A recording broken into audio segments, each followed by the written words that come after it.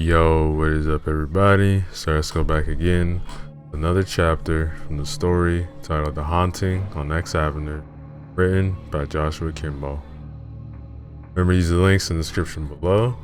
Go love to the author, like, comment, subscribe. Chapter 11.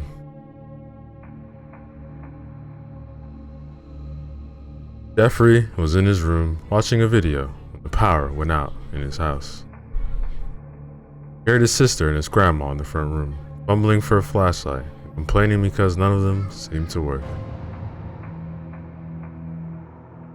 He walked out of his room to the living room, feeling along the walls to find them. He heard the opening of a car door in the driveway. The muffled voices sounded like they were arguing about where a flashlight could be in the car. Surprisingly, sorry. He heard a little girl's voice giggle from the backyard. Jeffrey walked out to the back door to investigate.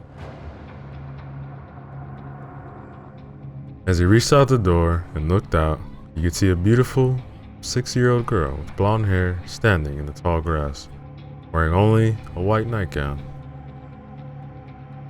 He giggled again, clearly wanting to play. Jeffrey didn't understand why this girl was being so strange, but maybe she needed help. Maybe she was one of those special kids that his mom told him about, and he needed to show her the way home.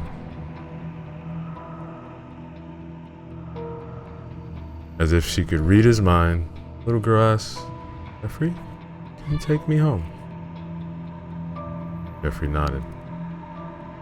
His mom always taught him to protect girls no matter what. He walked down the back patio steps and took the girl's hand in his. He asked, "Where do you live?" Her look of triumph made Jeffrey feel a little uncomfortable, but he didn't know what to make of it. He was just a kid. He let him out to the backyard to squeeze through the neighbor's fence, rather than disturb everyone in the front of their getaway. There weren't very many cars that passed by, but there also wasn't any light. The moon had gone down, and it was hard to see anything. At least it wasn't cold out. The little girl didn't say anything as they walked, and it was taking a really long time to get to her house. Once they got to the big street, one of the grown-ups called Island City Avenue. Jeffrey became frightened. We weren't supposed to go this way without a grown-up. The girl tugged on his hand and urged, "Come on." He almost forgot himself, but he shook off her disarming look and insisted, "We aren't supposed to go this way." The girl growled at him in a little girl's tone of voice. "I want my mom." Suddenly, the girl's growl turned deep. Jeffrey pulled his hand away, but her grip was strong as iron, and as her continuous deep growls modified into snarling hisses.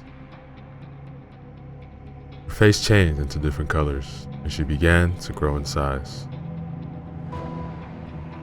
Her body and clothes melted into a shadowy form. Jeffrey screamed in terror, and he tried to break free of the iron-strong grip again.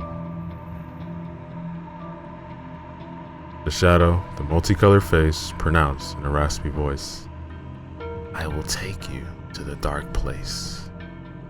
I will take you home with me." Jeffrey continued to kick and scream as the shadow carried him to the house on X Avenue. Now, ladies and gentlemen, is the end of chapter 11.